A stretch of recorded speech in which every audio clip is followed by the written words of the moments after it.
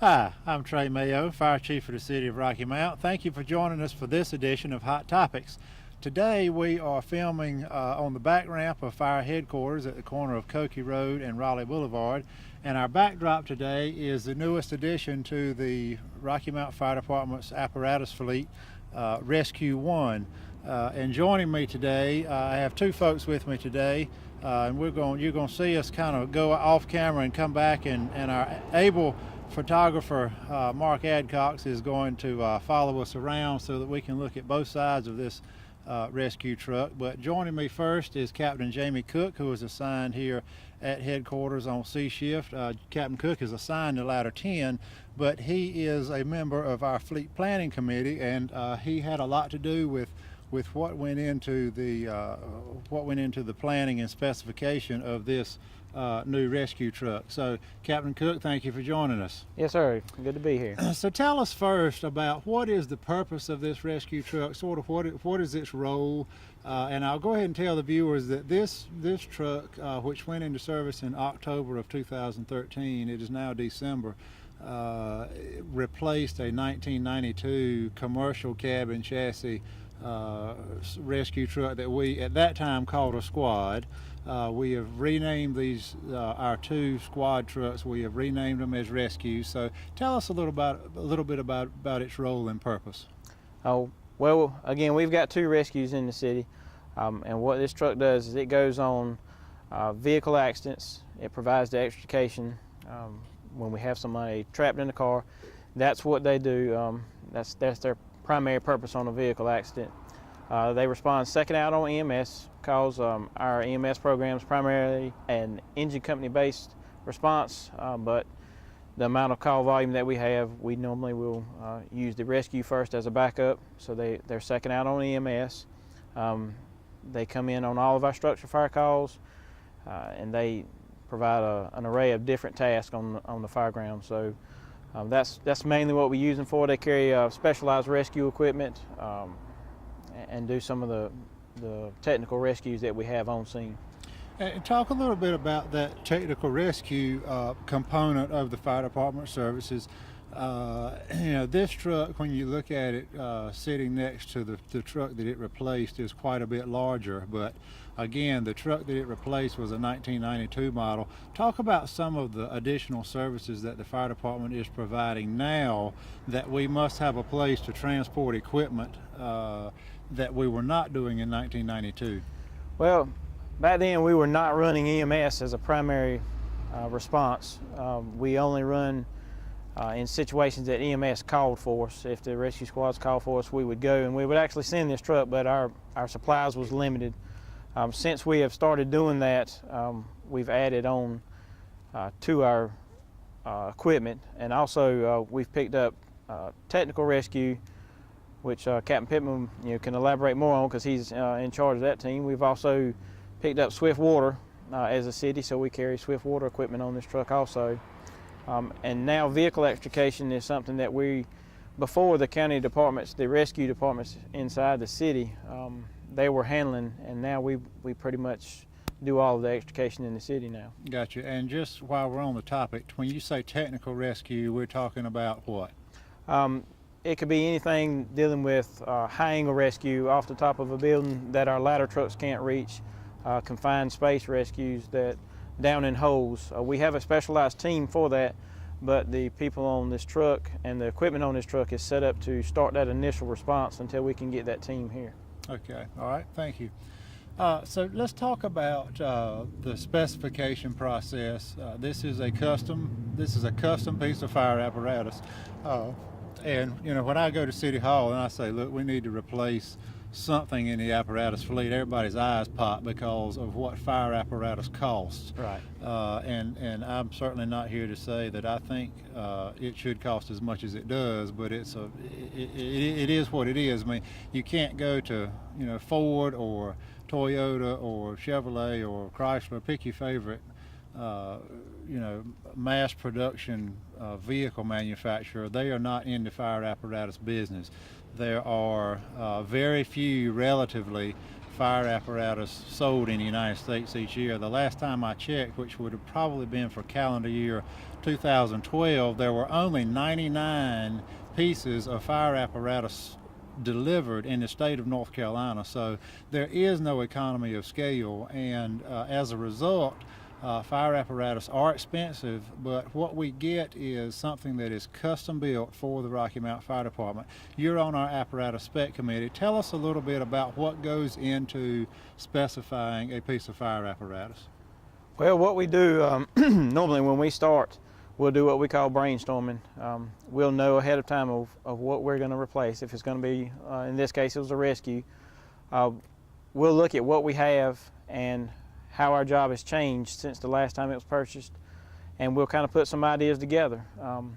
And we won't really worry about money at that time. We'll kind of, this is what we would like to see, this is the need that we've seen, and then we've even sent surveys out to the department and asking what would you like to see in a rescue, and we'll put these things together.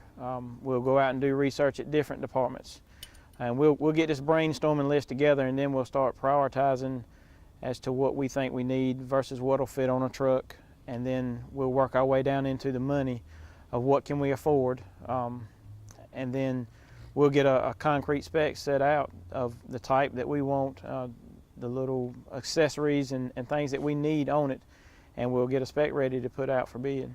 And the typical life expectancy on a custom rescue truck like this is? 15 to 20 years. In my mind, that's one of the biggest challenges when you go to specifying a custom fire apparatus, a piece of custom fire apparatus, is trying to forecast what the fire service is going to be doing 15 or 20 years down the road, so that we make the wisest investment that we can for the taxpayer dollar that we're spending, so that, you know, in 5 years that I'm not back at City Hall saying, hey, that rescue truck that we paid $500,000 for 5 years ago, we can't use it anymore because we specified it poorly.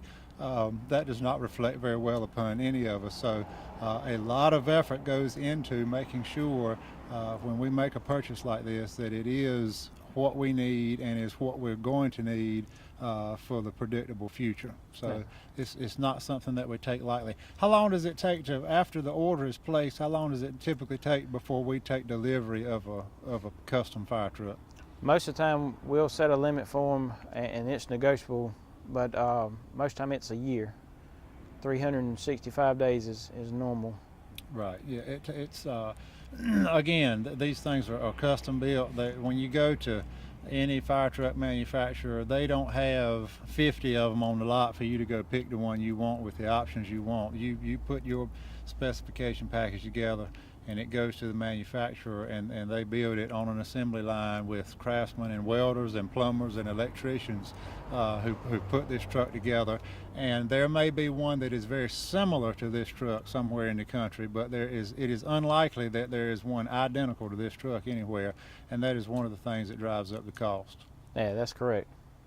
But you know, fire departments are in a lot of ways they're very similar, but in a lot of ways we're very different. You know, our response jurisdiction, our demands for service, the type of calls for service, our risks are different than another fire department, even one right down the road. So it's important that we have exactly what we need when the time comes to provide emergency services.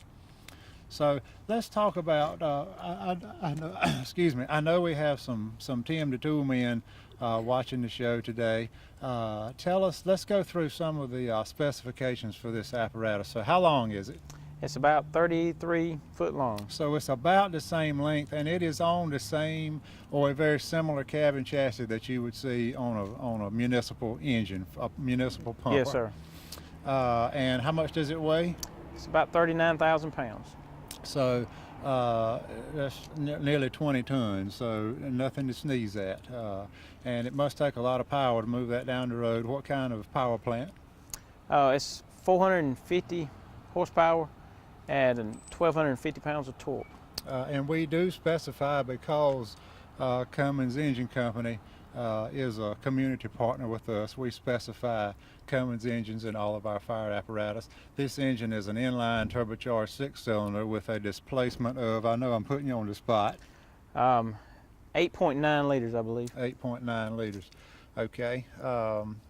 And it is mated, so that Cummins turbo diesel is mated to what kind of transmission? An Allison transmission. How many, 6-speed? 6-speed, it's a Model 3000. So it's mated to an Allison 6-speed automatic. But again, this is a heavy-duty truck. And everything about it has to be heavy duty. The engine, the transmission, the suspension, the brakes, because of the weight and the things that we will expect it to do over its lifetime. So let's talk about some of the portable equipment that is on this apparatus, namely extrication tools, fans, saws, those sorts of things. Okay. To start with, we went with a full complement of extrication equipment, and at the time of purchase, it was the state-of-the-art for the pressure that we use. We use a 5,000 psi pressure system for the rest of our equipment, so we wanted to match it so that we can all work together. And like I said, at the time of purchase, it was state-of-the-art. And rescue tools are just like computers. By the time you buy them, there's something else out there bigger and better. And it comes from the changing technology in the vehicles. It's the stuff that we have now is set to cut the high tensile strength steel, the compressed aluminum, and the rolled steel. So we're up in technology for our customers in the city to make sure that we can help them out if need be. Let me interrupt you a minute. This is a point of information for the viewers. Vehicles are, every year they get more and more safe. They have crumple zones and side impact beams in the doors and more exotic metals that make those vehicles safer for the passengers. But they become more and more, we have hybrids now with high voltage electrical systems. All of those things present challenges for rescuers because those steels are stronger and in some cases are stronger than the tools that we have to cut and displace those exotic metals.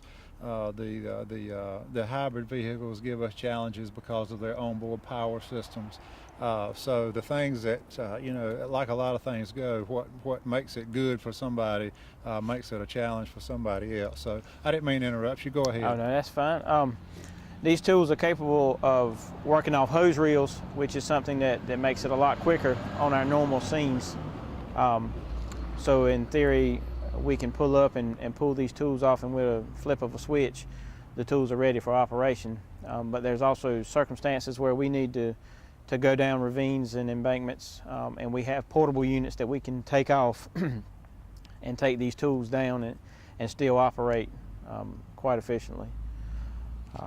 We also have a new tool. We've got some rescue jacks now, which are tools that are used to stabilize and lift vehicles. This is something that we've been trying to get for a while now, and it's worked out in our favor with this the new truck.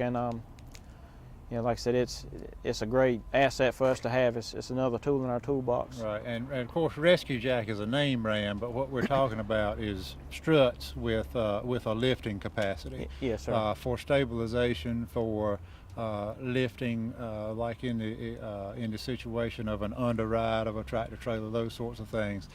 We have the capacity to, depending on how much it weighs, to stabilize and lift in those extrication situations. Yes, sir.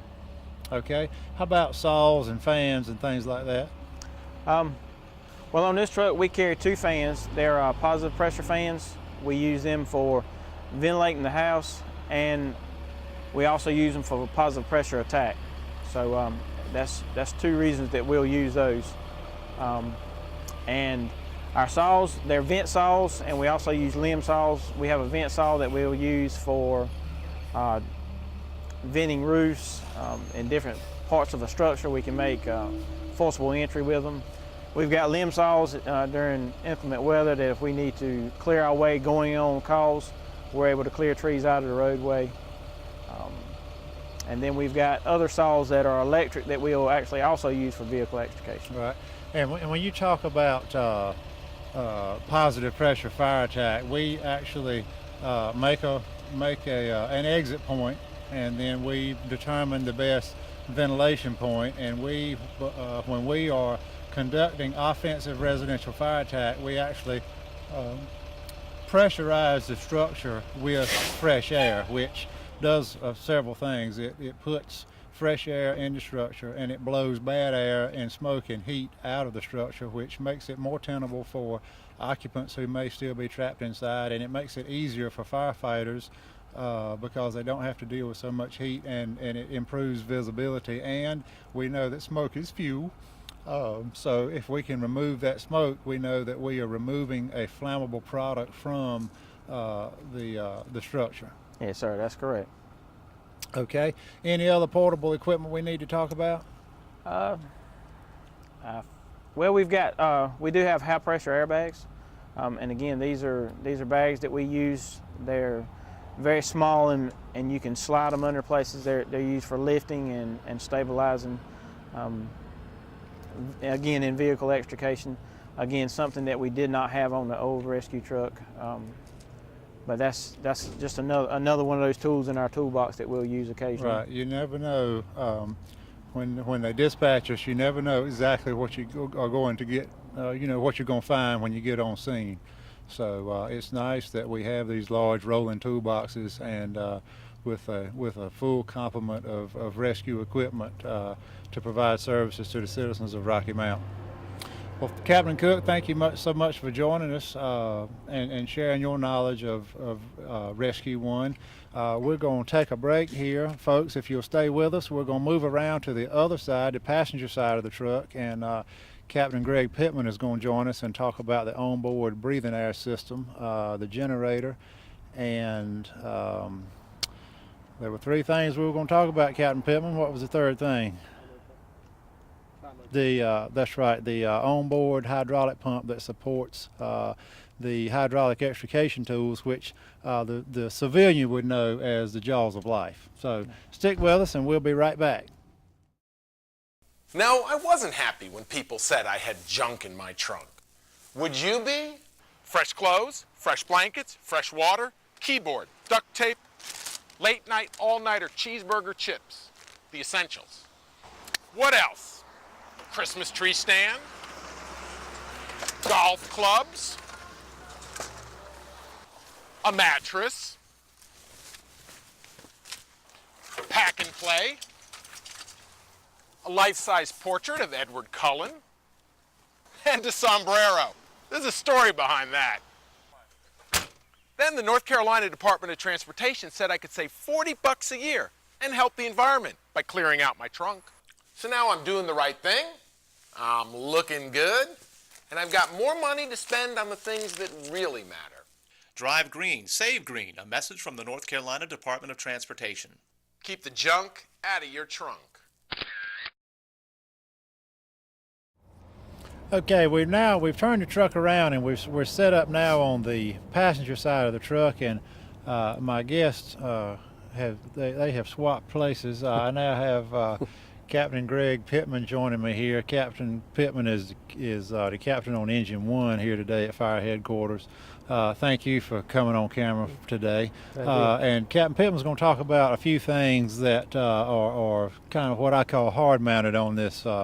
They are non-portable equipment that's mounted on this truck. And the first thing let's talk about, Captain Pittman, something that you can't see very well for the viewer, and that is the onboard generator that is a part of this rescue truck. Tell us about that.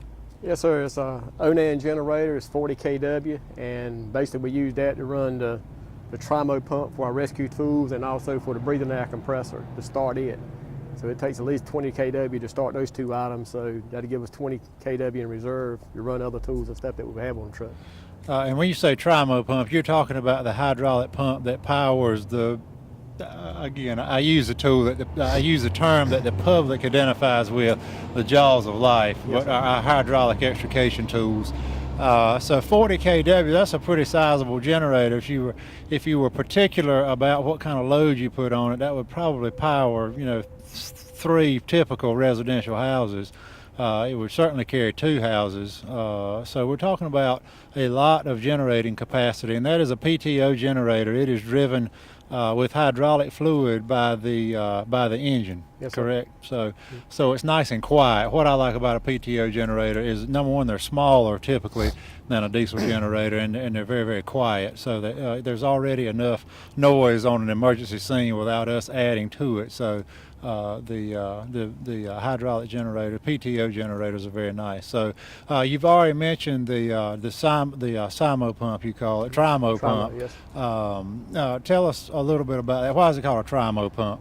Well, Trimo, you got a single, then you got a Simo, then you got a Trimo. Trimo only means that it can run 3 rescue tools at one time. Where if you go back to a Simo, it'll run 2. You come up to a single, just a single one at a time. Right.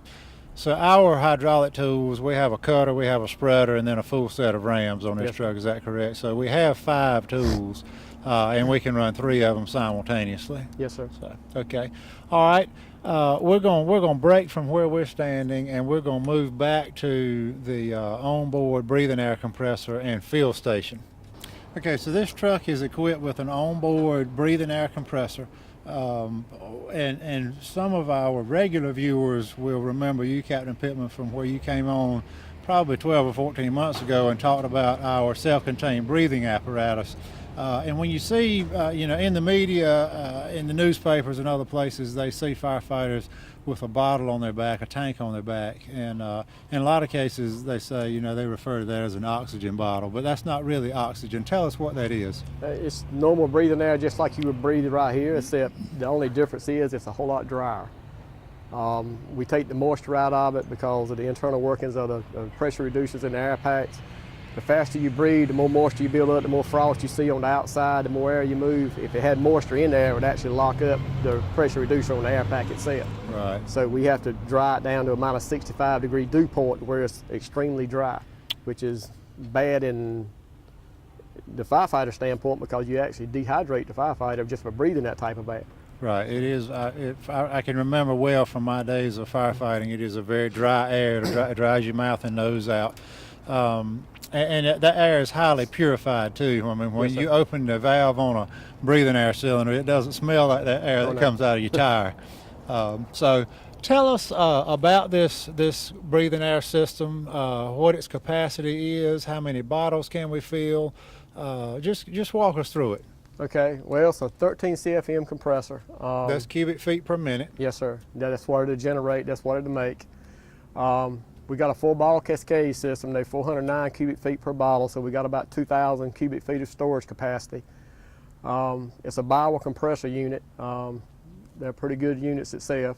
We got a filtration system on the other side that we were talking about purifying the air a while ago that takes all the CO, the carbon monoxide out of it, turns it into carbon dioxide if we had any of it, takes the moisture out and takes all the impurities out before it actually sends it to the storage tanks and to the field station. It's got a moisture trap on it. If you look at it right up here at the top, it collects the moisture that it cycles every 15 minutes, dumps the moisture from the cylinders, because as it's squeezing down that air, this air goes up to 6,000 PSI.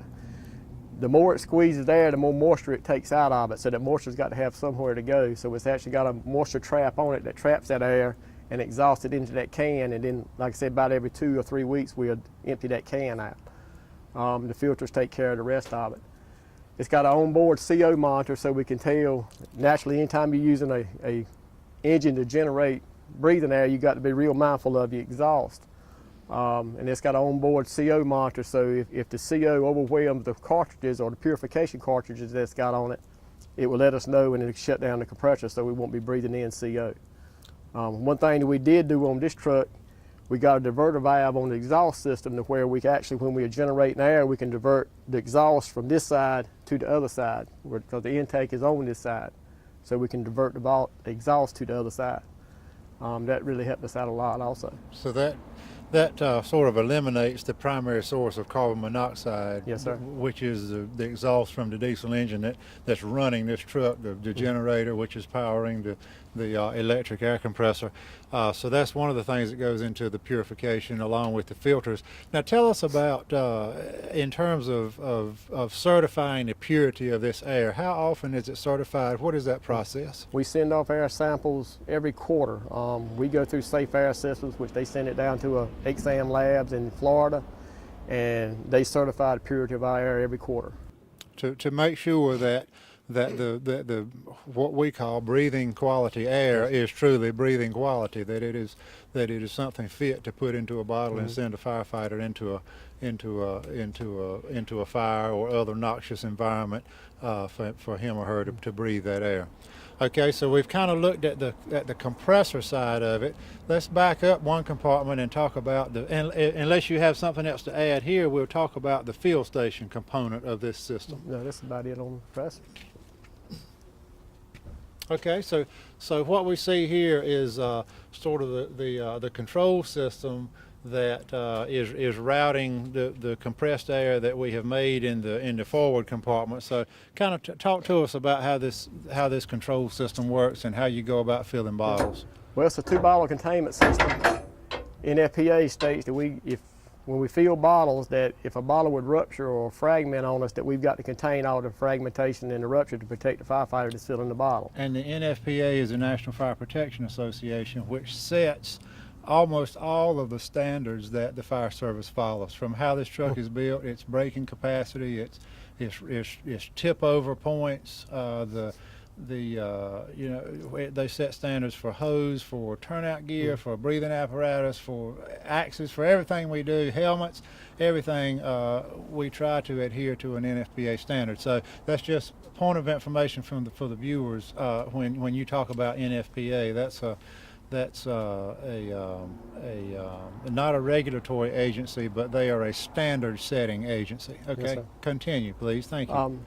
Basically, when they come in with an empty bottle, they just put the bottles in the field tubes. They connect the charging whip to the bottle, and when they connect that charging whip, they close the cylinder. And then you got the 4-bank system up here at the top.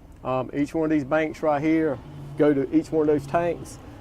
You start off bank 1, what they call the cascade effect. Go off bank 1, you fill the bottle up to the next highest pressure, and then you go to bank 2, and you continue on until you get your bottle full. This right here we can fill from storage, which is strictly these bottles, or we can actually go straight from the compressor. If we need to top off bottles or we need a higher pressure, we can flip it over, and we could go up to 5,500 pound on this without blowing out any kind of relief valve or anything like that, which our other systems we only can go up to 45 without doing that. So this right here is rated for the 5.5 bottles if we choose to go to that in the future. Now, when you say a 5.5 bottle, that's sort of the next generation of self-contained breathing apparatus in terms of pressure. Yeah, 5,500 pounds. 5,500 pounds of pressure, where the bottles we currently use are 4,500. Yes, sir. Okay. So we kind of plan for the future a little bit on that. And basically you just open up this valve right here and it sends the air pressure to the bottle, and once it gets full, you just shut it off, take the bottle out, and basically it's full. It's a real simple system. Now, I'm sure there are some scientists watching us, because we garner a wide viewing audience. We're on YouTube, you know.